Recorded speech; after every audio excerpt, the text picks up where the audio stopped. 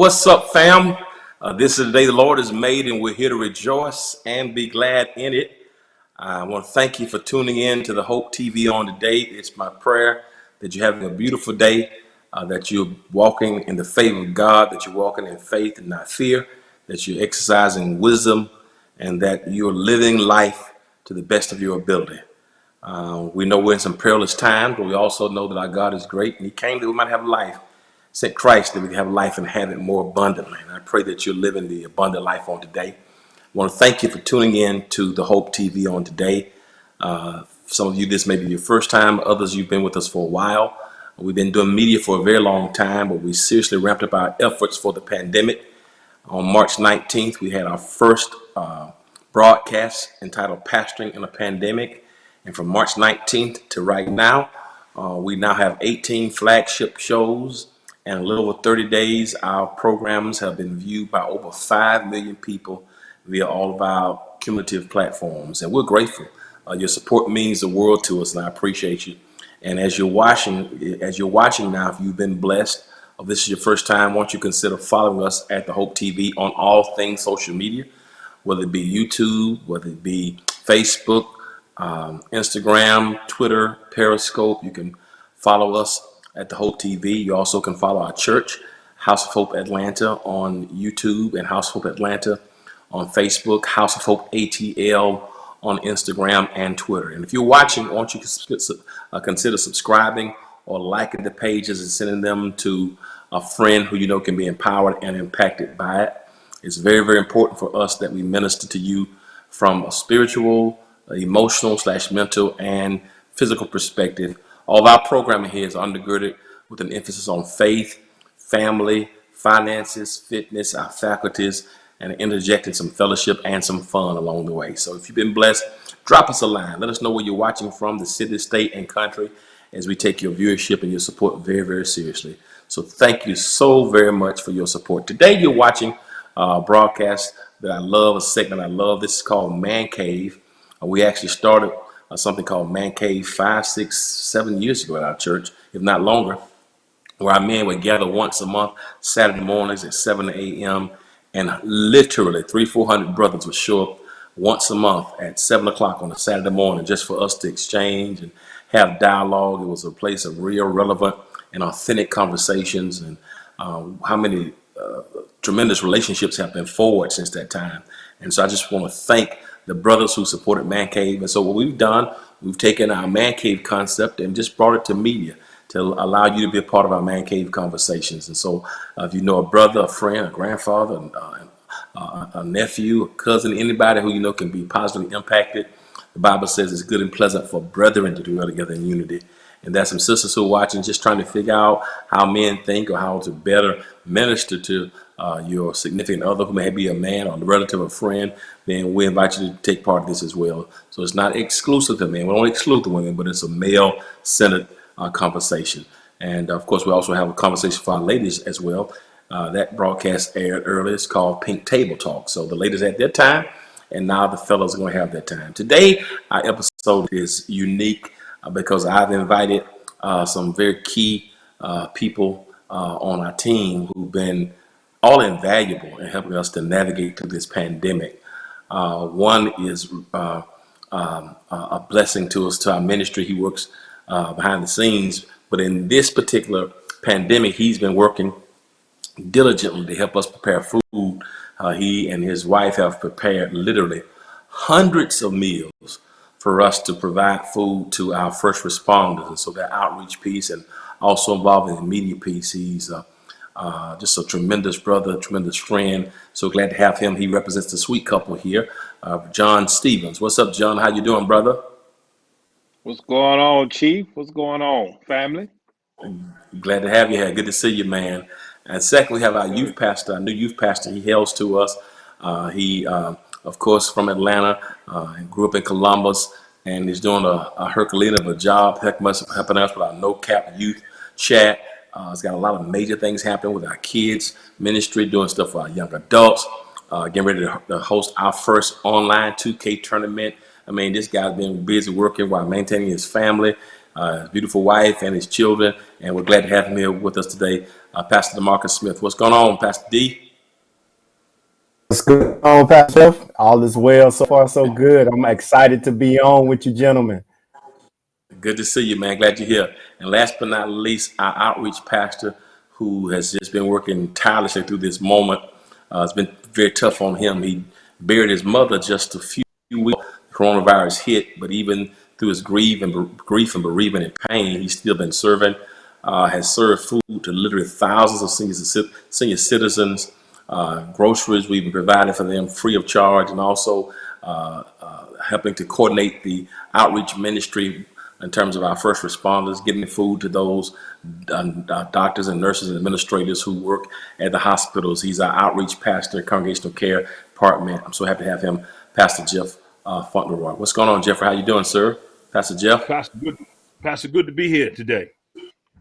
Glad to have you all. Glad to have all three of you here. We want to talk about it because I've been getting a lot of calls from pastors and church leaders who just been asking me the question. They've been watching a lot of things we've been doing. They're like, man, how are you guys doing what you're doing, man? I'm really blown away. I mean, literally all over the world, pastors are calling me that I never thought I would hear from, saying, man, can you just please, I am literally talking to pastors every single day. Somebody's calling, texting, want to have some conversations to get some insight. So I want to start with you, Pastor Jeff. You've been helping on the front lines in a real way with the senior citizens piece, providing groceries, and now most recently providing food and some other stuff you have coming. Tell us what you're doing, how you're doing it, because it makes the men look good about church. But just tell us what you've been doing so far in the congregational care department. Well, Pastor, every day it is an investigation, literally.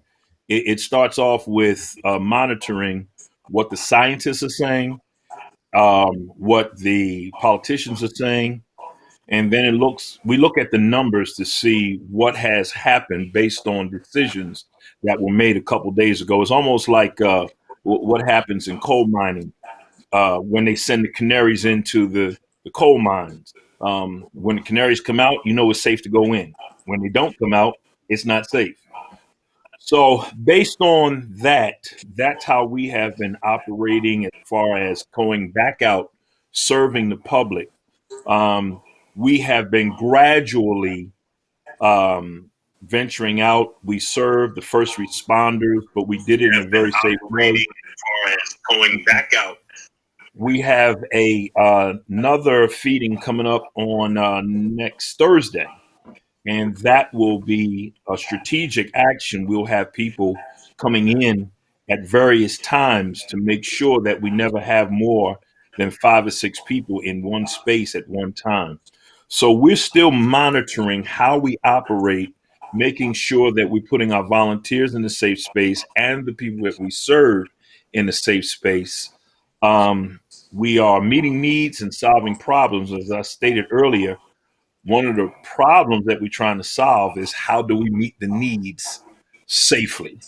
So we're monitoring all of that, coming up with strategic ways to gradually introduce the outreach efforts that we would normally do back into play. Let me ask you this question in terms of your volunteers, because I know here's what most people don't know. Well, some people do know about our church, but our church has always been very strong in outreach. I mean, for years. I mean, it's been a part of my ministry. My question to you, have you had difficulty in terms of volunteers, gathering volunteers since the COVID-19? Has your volunteer base dropped, or people are fearful in terms of coming out to help? Is there a difference now? No, it's definitely a difference. They are fearful. They are watching to see what's going on. And our 30034 area code is one of those highly populated areas with COVID in DeKalb County. DeKalb County being number 2 in the state, Oakland County first. People are nervous and they're a little apprehensive. So it's been difficult to get volunteers, but we got a hardcore group that knows how to do safe distance. And we just work it out. That's great, Pastor Lee. I want to change up for a minute. Your context, you're still serving in a major way, but it's a little different because you're trying to oversee youth and children, but you can't see them. So tell us how that's Right. been and how you navigate through it, you and your team. How you getting through this season? Well, man, I wouldn't be able to get through it without the phenomenal team that I have, to be honest. We have definitely been working heavy behind the scenes. Every single week, we try to make sure that we're interacting with all of our students, whether that's through our group me, whether that's when we're on live every Sunday, Wednesday during our Zoom calls, reaching out to parents. We're getting calls, text messages, just making sure that we're touching them at least 2 to 3 times a week, if not more. And I would not be able to do it alone. I have a strong team that if I'm unavailable, they're able to reach out, get any information that's needed, talk to them, and get it to me as quickly as they can. If any of the parents reach out, I'm calling immediately just to see if I can do anything. We've gone to the great length of, if I got to cash out my babies, man. If I got to send them some money to go get them some snacks, I'll do it. So we've been really heavy with just staying active with them, staying in close communication with them, and making sure we're touching them at least 2, 3 times a week. That's great. In terms of the parents, Pastor D, because you made a good point that parents are reaching out to you. If you had to juxtapose how parents reached out prior to COVID-19 versus how they're reaching out now, is there a difference? More calls, less calls, and what are the nature Uh, of those? What's the nature of those particular calls? Well, we're getting prior to the COVID, I was still coming in, learning everybody, learning the parents, learning the students, and everybody was welcoming with open arms. Now, since the pandemic has occurred, we've gotten a lot more calls, specifically around my seniors, because a lot of them haven't really been handling it too well because what they planned out at the beginning of senior year does not look like senior year now, right? So, a lot of parents just like, hey, Pastor D, can you check in on them? Just make sure they good. As I see them, some of them kind of down, thinking about graduation and not being able to have it. And now we're starting to see some of our younger students are starting to be affected. Not to the extent like that they really understand how extreme the circumstances are, but they just tired of their parents and, and driving them insane. And so now we're behind the scenes creating stuff for them to where in the next week we'll start seeing them a whole lot more just so their parents got time to breathe. So we're getting a lot more calls, but we're excited for them because it just lets us get to hear their voices, even though we can't see them sometimes. And I think on the other end, it lets them know, hey, we still here, we still love you, we miss you greatly. And every time we end the call, we just say, look, we cannot wait to see you guys again. That's great. John, let me ask you a question. I was at the church a few weeks ago, and Pastor Jeff, along with Pastor Sharice Cross, coordinated with M Universal Hospitals, North Decatur Road, and Hillendale. I walk into the atrium, our HF Shepherd Multiplex. I walk in, and I am greeted by a smorgasbord. I mean, just food everywhere. And I know that you and the sweet couple, you and your wife Ty, have a wonderful catering business. And shout out to the sweet couple, shout out to my sister Ty. But can you tell us, I mean, how that worked in terms of feeding hundreds of volunteers? I mean, not volunteers, but our first responders. How did that work in terms of your business and how you guys coordinate that? Because I think you got to do it again in a few days. How's that working? Well, that partnership was amazing for us because that was the first time we've ever done that many, more of an assembly line. We've done big crowds like that before, but it was more, of them serving themselves. So for us in that instance, it was new. Uh, but the mere fact that we were able to give them options, they got chicken, they got fish that day, and I think you also had the veggie option. So with all that combined, and then be able to box it for them, so all the day had to do was literally take the food and go warm it. There was no other contamination, and even at the contamination piece, is different working right now, especially in the food industry, because of course you always want to be safe and sanitary, but now you have to take extra precautions because you don't want to pass on COVID through food, of course. So that was very different for us, but we made it through, and thank God, nothing happened, and of course we're ready to do it again. It was something that we even gave back. We wouldn't charge it as much as we normally would have, but because of why we were doing it, we definitely wanted to give back in that sense as well. So Now, in terms of the first responders and those people being fed, how did you come up with that menu? Is it something you guys decided, or what are your plans on doing differently going forward the next time we got first responders?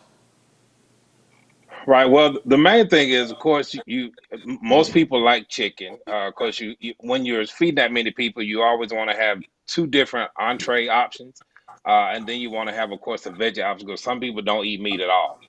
You want to stay away from a lot of your pastas and stuff because just different dietary needs. So it was strategic in for us getting a fish, a chicken, and a veggie because you can cover the biggest part of the gamut with those three. Beef, a lot of people don't do red meat, so it was strategic not doing red meat in that instance.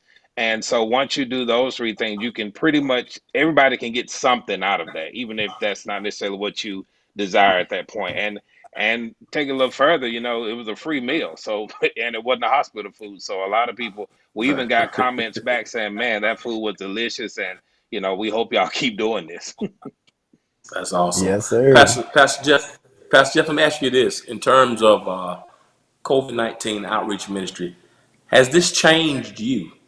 Has it changed your perspective? How are you different in terms of what you do now versus prior to COVID-19, Pastor Jeff?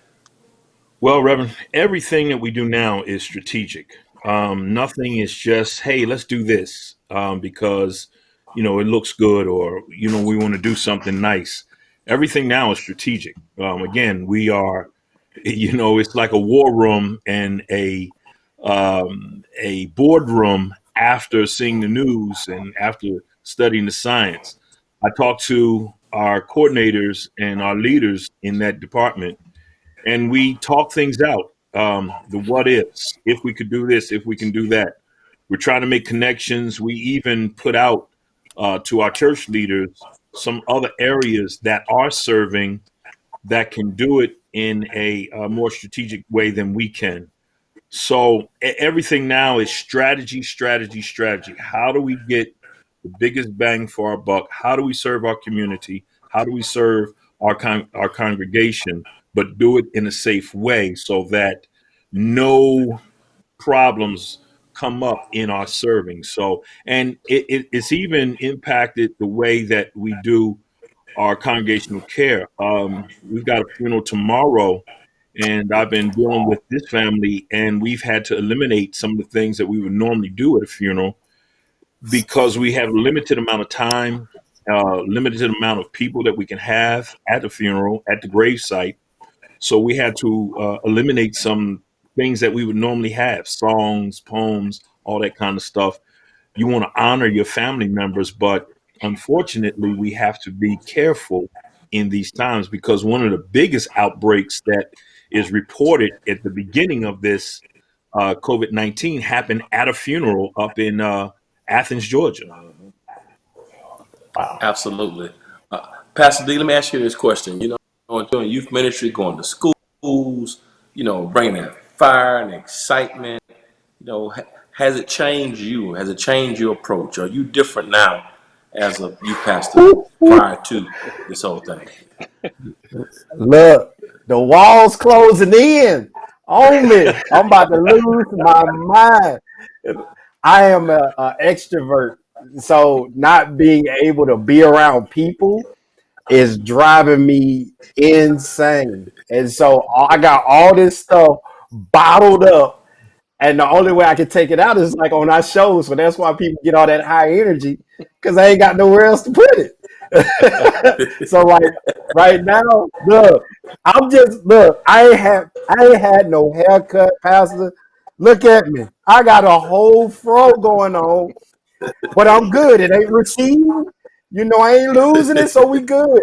But it's definitely I've been kind of zeroing it in now because I'm like, what can you take advantage of since you can't do what you love to do the way that you do it? And so now instead of looking at it one way, I've focused in on, okay, how do you become better? Just as DeMarcus, focusing on me first. How do you become better as a husband? How do you become better as a father?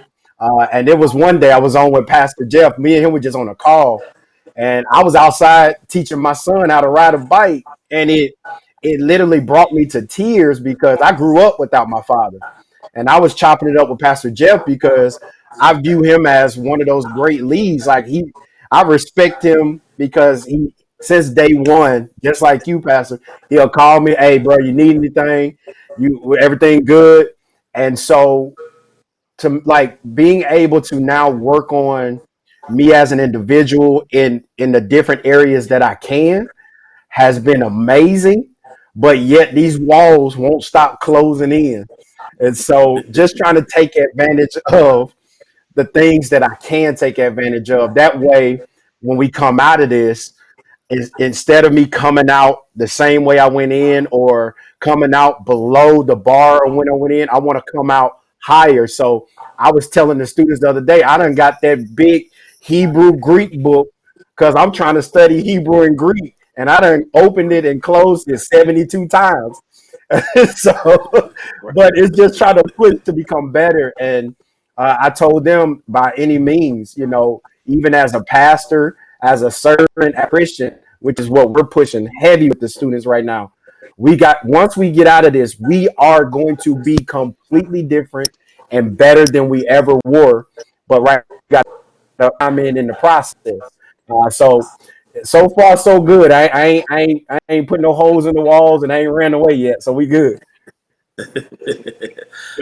John, it's interesting because not only you have been helping out with the outreach piece, now we appreciate you guys for partnering with our men's ministry and the outreach ministry, our women's ministry to feed, and health and wellness ministry, I'm sorry, to feed those first responders. But you also been doing a whole lot in terms of our media ministry, Hope TV. I mean, it's been all hands on deck for you, John. People don't see you and the team, but you've been drafted in and pulled in to help serve. How's that experience been for you in terms of learning something new with this Hope TV piece?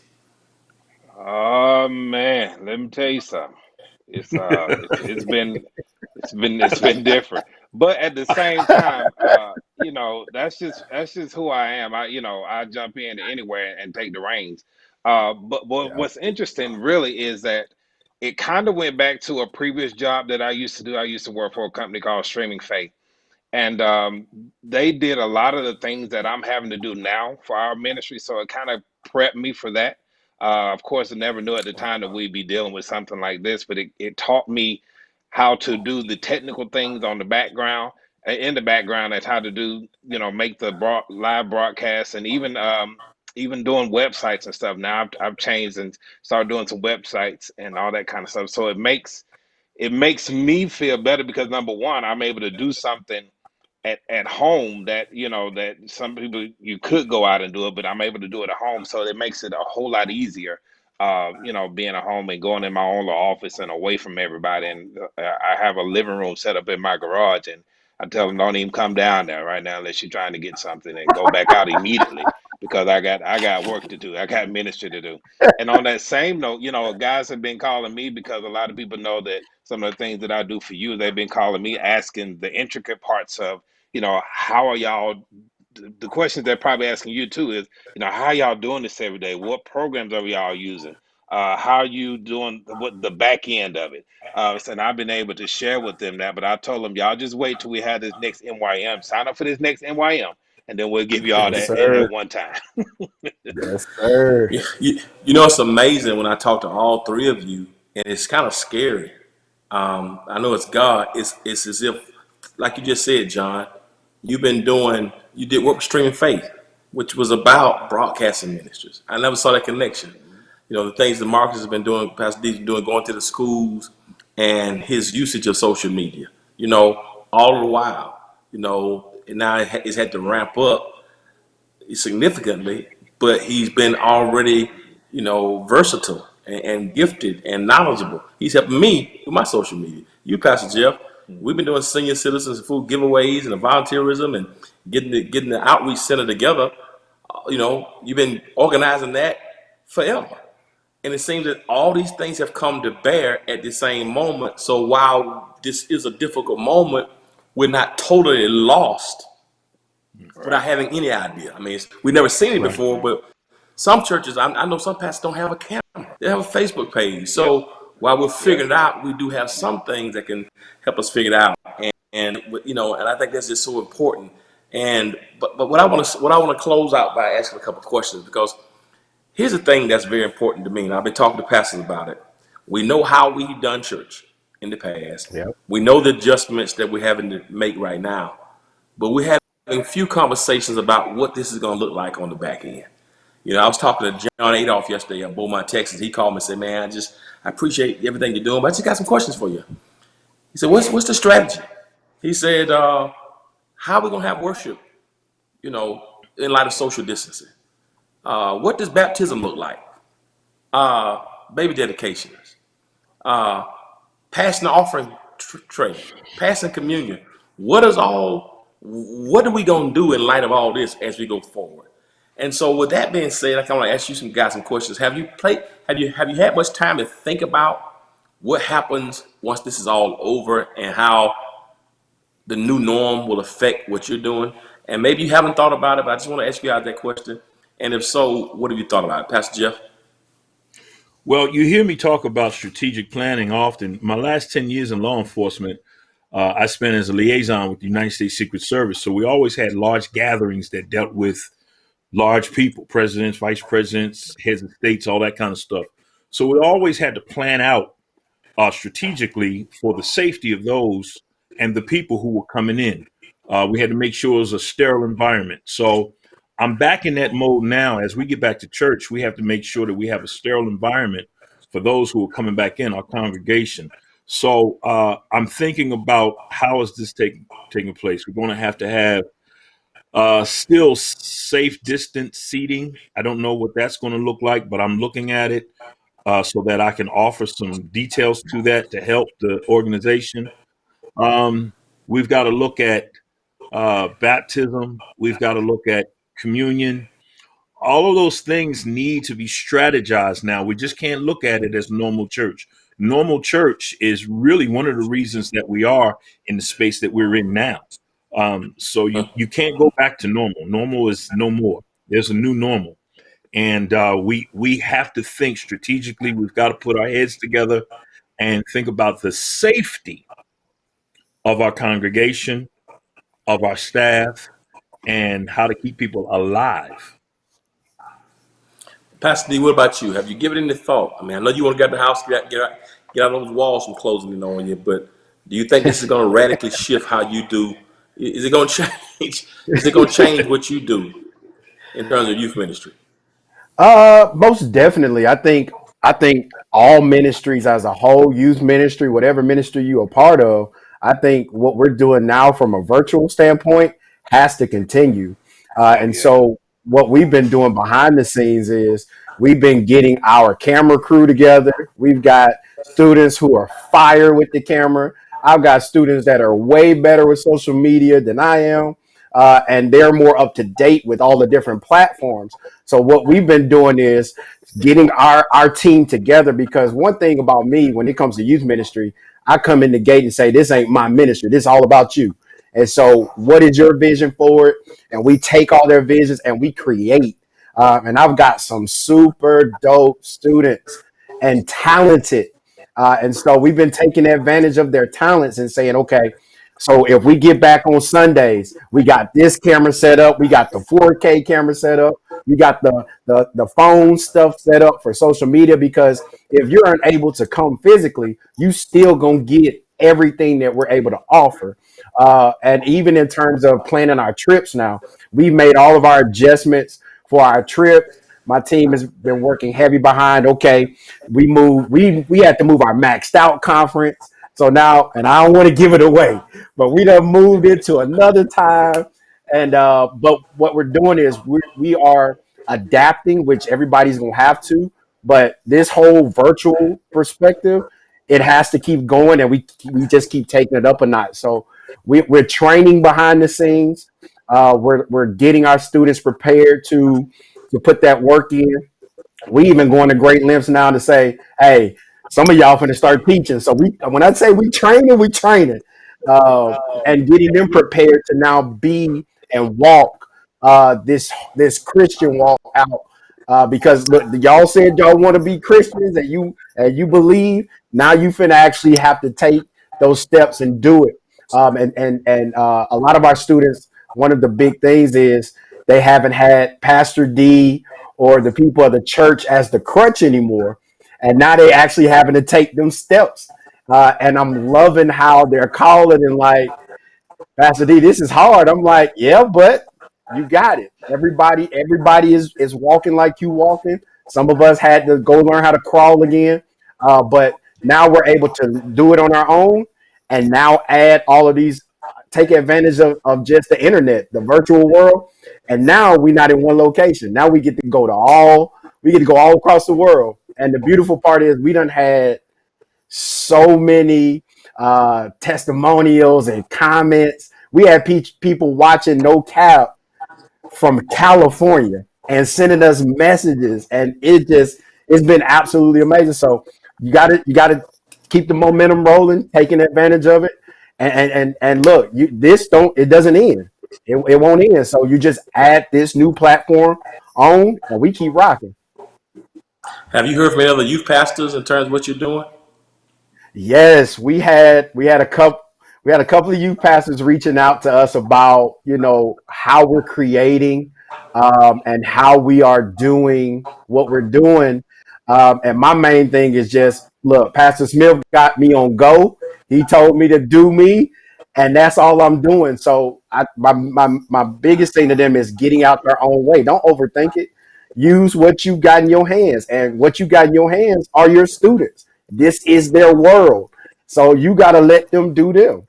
And that's been one of the biggest pieces of advice I've been able to give them.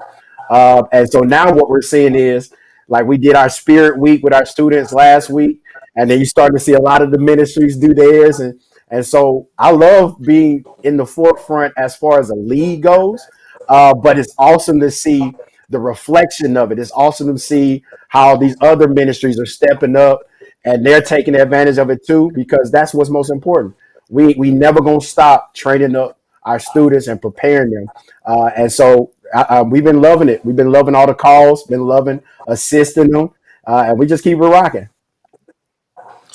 Man, thank you, John. And you've been drafted. You've been doing special projects for the church for a long time, and now you've been drafted in a more technical way. You always are more on the sales end and that part of distribution end. Now you're doing the technical aspects of this whole thing. What do you think it looks like for you going forward? Well, get a lot of that liquid that's brown. I'm talking about a brown liquid. If we get more of that brown liquid, I think it'll be a little easier for me. I'm sorry. This is a church program. I'm sorry, but seriously though, The walls closing in what on you. what? Yeah, they closing in We now, and the glass almost getting made it. smaller We and smaller. almost made it. I'm sorry, but let me get back on task. I apologize. What I'm gonna have to do first of all is dig deeper, because as Pastor D said, this ain't about to stop. So what I'm having to do now is learn these new platforms and make what I'm doing more automated, so that way we can gain more programs. Because I know, Pastor, you're not going to stop, and I know the goal is now more so a 24/7 network. So for us to be broadcasting 24/7, so I have to find out the best and economical way to broadcast 24/7 and to ingest new content and the live content as well. Yes, sir. So that's the main thing for me is, and even our websites, we have to, like Pastor D, they need a whole website dedicated just to youth youth ministry, and Pastor Jeff does too. So either we make our current website more robust, or we do a lot of individual websites. So I just been thinking about that kind of stuff. Now I probably just made a whole lot of more work for myself, but I've been thinking about that thing. But that's what it's gonna take once we get out of this, because we can't go back to just Sure. everybody's announcements going through one avenue. If you want to know Yep. about the youth ministry, you go to the youth page and everything is there for them. If you want to know what Pastor Jeff is doing, so you got to make it easier for your end user to get the information that they're looking for. They shouldn't have to, especially in this time, be looking for something on your site and can't find it.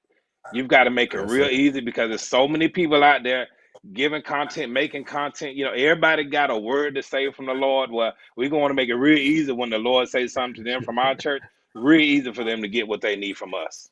So that's Yes, been my sir. goal, digging deeper and just making it easy on the end user. Man, that's good. Well, let me just first of all thank all of you, because you are amongst the team that's helping me. And people who know me, John knows me probably better than the rest of you because he's been around me since he was 18 years old. People know that I grind, and it's Yes, either sir. 0 or it's 100. And when I grind at a very, very, very hard pace, and it's intense. And and and this season has me in full grind mode. And it's like when I played basketball. I played guard, I played one, I played two, and you got to push the ball, and you got to push it. When Right. you pushing the ball, you got to have somebody who can run with you. You know what I mean? And you got different styles. You got the Boston Celtics who play half court, but you had Magic Johnson, the Lakers. It's fast break. And I'm kind of like, when it's season like this ain't a half court offense. You got to run because people are dying, and you got to make the adjustments. We're trying to stay in touch with our people. We haven't seen our people since March the 8th. You know what I mean? We got Right. staff, we got a mortgage. So, Yep. it's just like we in it, and it's sink or swim. But the way you guys have been able to grind and get in the trenches and run fast court, I can throw alley oop and you can throw it to me, and we in this symmetry. And it feels so good to have somebody, Magic Johnson who can throw it to James Worth or Byron Scott, or you Yep. got Kareem down there. It just makes a difference when you got somebody who can run with you. And you guys have made it so easy because these areas, media outreach and youth, are like flagships, and they're very dear to my heart. And I believe without those things, you don't have a church. Without outreach ministry, without youth ministry, without media ministry, you don't have a church in the 21st century. And the fact that you Yes, guys sir. are intricate parts of all those realities and those ministries means the world to me, man. I just want to thank you. And hopefully the pastors who are watching, people who are watching can hear what's going on, that we're in the trenches trying to make it through, trying to figure it out. Nobody has all the answers. We're figuring it out as we go. And you guys represent manhood and struggle and getting back up and persevering. And I just appreciate you for all you've said and all you've done. Anybody got anything you want to say as we get ready to log off? Anything you want to say to the interviewers? Anybody? No, I think a lot of what you've done is rubbed off on a lot of people, because you're not just leading, but you right there in the trenches with us, and it's been super dope seeing the speed, seeing us we create, and just saying, look, we on go, and I'm loving it. It's me to step my game up. So right now, the best thing I can compare it to is that MJ doc right now. MJ, we already watching the documentary, baby. MJ's mentality.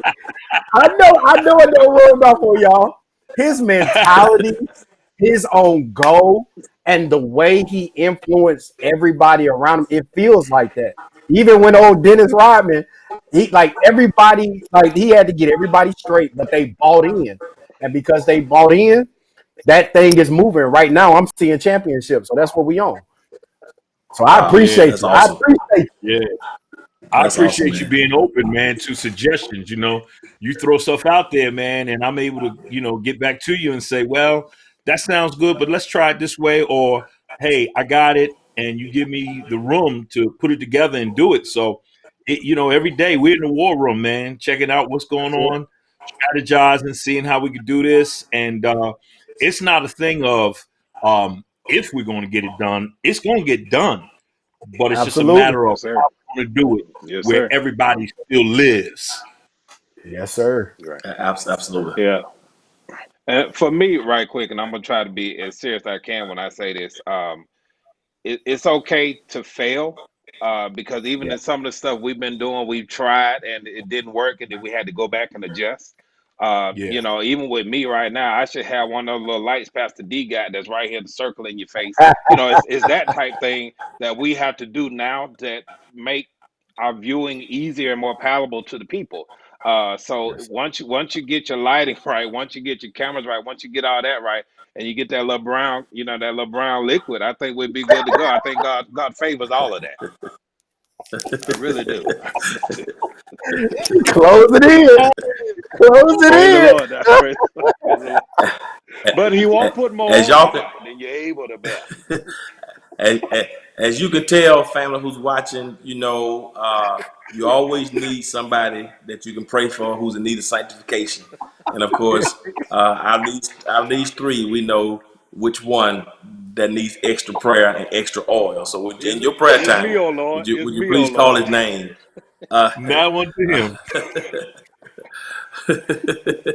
But seriously, man, I thank y'all so much for what you're doing. I'm energized. I told Andre this morning, I said, I feel like I'm a 19, I feel like I'm that 19-year-old pastor that's got the minister of music, the choir director, the Sunday school teacher, the preacher, the pianist, you know, the lawn guy, the janitor, and the independent contractor. I feel like I'm all those guys because I feel like these are unprecedented times, and pastors are saying, man, we just following your lead. So man, because every pastor's not creative.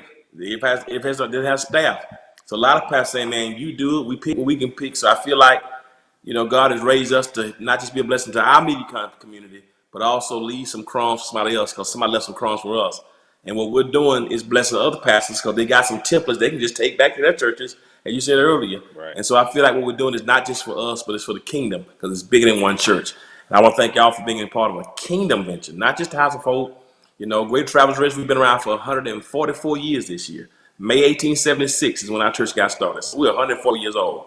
But what we're doing is not just for Greater Travelers Rest, the House of Hope Atlanta. What we're doing is for the kingdom because it's blessing people everywhere. So I want to thank you, Yes, fellas, sir. for all what you do in outreach, youth, young adult children, John, you in media, and with the help with the outreach ministry because it's helping to make a difference and people all over the world being blessed. So thank y'all, men, for serving, undergirding me, and holding my arms so I can do what God has called me to do. So those of you who are watching, Yes, sir. I want you to see some strong men who are in the trenches serving. Hear some of the stories, the different groups, and some of the challenges and some of the perspectives.